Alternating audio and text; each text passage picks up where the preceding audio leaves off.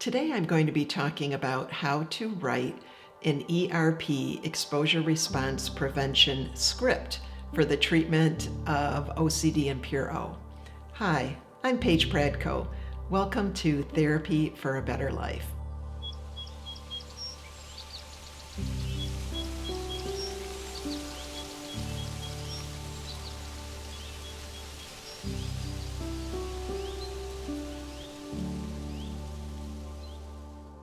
Before I get started in today's topic, I'd like to ask you for a favor. I have a passion in sharing mental health help and information, and you can help me in doing that by subscribing, liking the video, sharing the video, putting down a comment or a question. All of those things help raise the video up in the algorithm so that more people have an opportunity to see this information. Any help you can give me, I really appreciate it. Now, in today's topic, I'm going to be sharing an acceptance script, a sample of an acceptance script at the end of this video. So you want to hang on to hear that at the end. But let's get right in. Exposure response prevention, first of all, it is the standard gold treatment for OCD. Now, when we develop ERP plans for our clients, we make a couple of choices. First of all, we could choose behavioral exposures or behavioral ERP. And an example of this would be if I have contamination OCD as my theme, I might make myself feel contaminated, and then I might go touch a bunch of things in my house. And then I would not do any of my compulsing or ritualizing. And for example, if my compulsing were washing or cleaning, I wouldn't do any of that because I'm in my exposure, my ERP, exposure response prevention. That's an example of a behavioral exposure, or we call it in vivo, in real life exposure. Now we have another choice. We could choose to do imaginal exposures. Now, imaginal exposures are when we are imagining different scenarios and exposing ourselves to our core fear in an imaginary scenario. So the most common way that we do that is through writing scripts. Now, we could do that also by maybe looking at pictures and things like that, imagining different scenarios while we're looking at pictures, but the most common is to write a script. Now, I have my clients, as an exposure in itself, write their own scripts. I usually assign about 4 to 6 scripts that I have them working on at one time, and I'm going to go into a little bit more detail about what I have my clients do. But just like any other ERP, when they are listening to the script, their response prevention part is that they are not doing any of their compulsing or ritualizing. Now, imaginal scripts are really helpful when we're treating Pure O, obsessive thoughts only, because in that case, we can't do it in real life, a lot of those scenarios, and we have to really imagine our core fear. And so while they're listening to the scripts, they're not doing any of their ritualizing, obsessing, avoiding. They're not seeking reassurance. They're not neutralizing the thoughts in some way. They are really staying with the thought. Now, someone can listen to the script in an active way. It's called an active ERP script, and that's where they're really engaged, really focusing, really listening. Of course, there's no ritualizing going on, or they could listen to it in a passive way.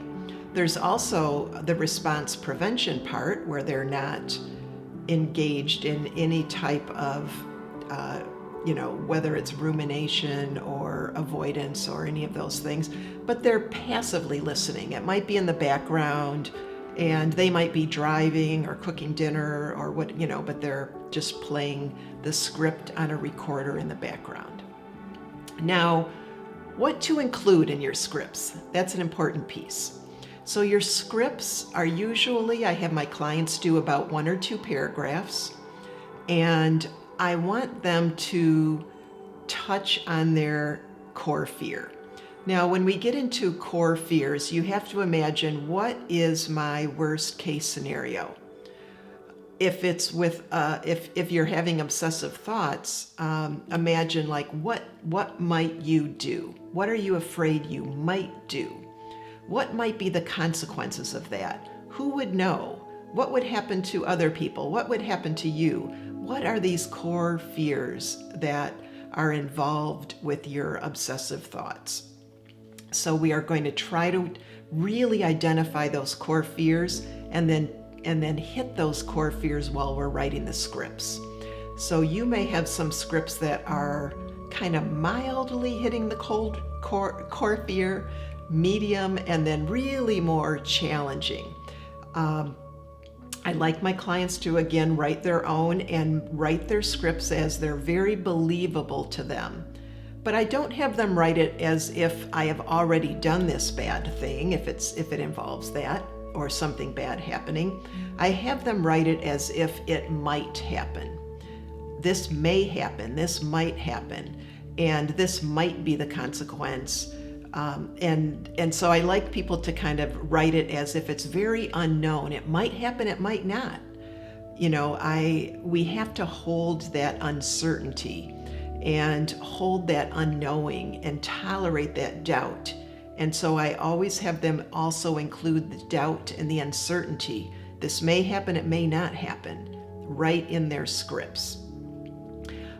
When people are recording their scripts, I want them to record them as if they believe them. They have to be very believable to you when you're writing them.